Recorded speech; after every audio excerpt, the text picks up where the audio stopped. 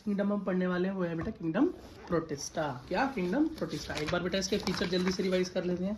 तो kingdom protista के बारे में क्या है? यूकैरियोट है, प्रोकैरियोट तो खाली मोनेरा है, प्रो तो यूकैरियोट है, ठीक है। कैसा है बेटा ये? प्रेजेंट इन सम, क्या सेल वॉल होती है, ठीक। सेल वॉल किस में नहीं होती है? एनिमल में नहीं होती भाई इतनी, और या माइकोप्लाज्मा में नहीं होती।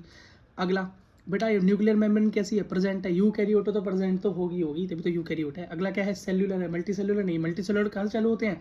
प्लांट, एनिमल और फंगी, बस यही होते हैं, ठीक। और ये कैसे होते हैं प्रोटिस्टा? भैया ये ऑटोट्रॉप भी हो सकते हैं और हेटरोट्रॉप भी हो सकते हैं, लेकिन ये सेप्रोफाइट या पैरासाइट कभी भी नहीं होते हेटरोट्रॉप में। ऑटोट्रॉप होंगे तो फोटोसिंथेटिक हो सकते हैं बेटा। चलो इनके बारे में अब पढ़ लेते हैं फटाफट, ठीक है। तो बेटा इनका नाम देख लो। प्रोटिस्टा के अंदर होते हैं chrysophytes, dinoflagellates, euglenoids, slime moulds, protozoa. क्या? प्रोटोजोआ। आओ बेटा जरा नोट्स की तरफ को रुक करते हैं। तो बेटा मैंने आपको पहले ही बता दिया कौन कौन से क्या होते हैं। सबसे पहले हम पढ़ते हैं क्राइसोफाइट्स की वजह से। क्या? क्राइसोफाइट्स की वजह से। बेटा जरा ध्यान देना। क्राइसोफाइट्स जैसे मैंने तुमको जब मैं तुमको पढ़ा रहा था, ब्लू ग्रीन एल्गी, साइनोबैक्टीरिया को क्या बोलते हैं? ब्लू ग्रीन एल्गी बोलते हैं। साइनोबैक्टीरिया बोलूँ तो ब्लू ग्रीन एल्गी। तो बेटा अगर मैं क्राइसोफाइट्स बोलूँ तो आप डाई एटम समझ लेना। क्या? Diatoms. क्या नाम है? क्राइसोफाइट्स बोलूँ तो तुम क्या समझोगे? डाई एटम्स, ठीक है। और गोल्ड एल्गी भी बेटा इसका एक एग्जांपल है। गोल्ड एल्गी, जैसे ब्लू ग्रीन थी, यहाँ पर गोल्डन एल्गी होती है। तो गोल्डन एल्गी को बेटा एक नाम डिस्मिड्स भी बोलते हैं यार, डिस्मिड्स, क्या? डेट्समिड्स भी बोलते हैं। अगला भाई इनके बारे में बात करें तो इनकी सेल वॉल कैसी होती है? सोप शेप की होती है, सोप बॉक्स की तरह होती है, ओवरलैपिंग होती है। शीप देखी है तुमने? ये देखो, तो ओवरलैपिंग, या वो देखा तुमने वो जिसके अंदर एक मोती जैसा होता है, शीप इस तरीके का स्ट्रक्चर होता है कुछ, तो वो कुछ के बॉक्स जैसे दिखाई देता है ना, सोप बॉक्स की तरह। क्यों? ओवरलैपिंग होती है। क्या देती है? ओवरलैपिंग, मतलब शेल पे शेल पे शेल पे शेल, शेल पे शेल, इस तरह का स्ट्रक्चर होता है, ओवरलैपिंग।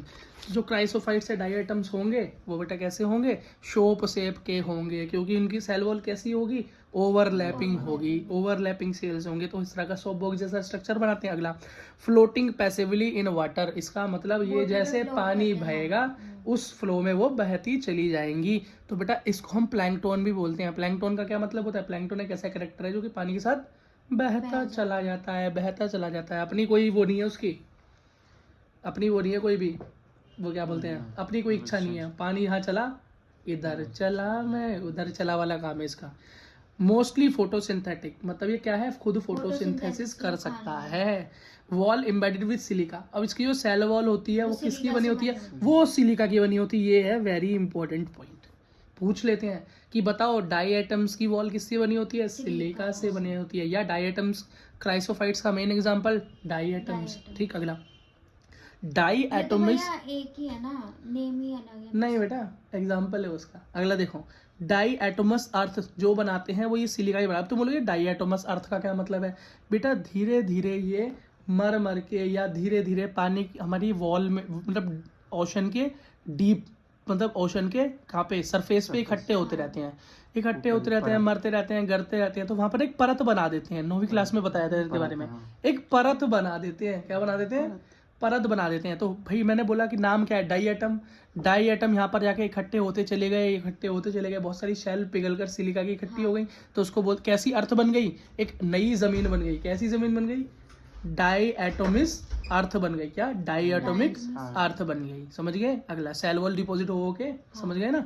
अगला इसका यूज क्या है भाई? इसको बाहर निकाल कर पॉलिश बनाने में यूज होता है इसका। फिल्टरेशन के अंदर ऑयल और सिरप को फिल्टर करने में भी बेटा इसका यूज कर लेते हैं। अगला डाई एटम्स के बारे में सबसे इंपॉर्टेंट बात, ये चीफ प्रोड्यूसर है ऑफ ये ओशन के अंदर। ये चीफ प्रोड्यूसर का क्या मतलब होता है बेटा? चीफ प्रोड्यूसर का मतलब होता है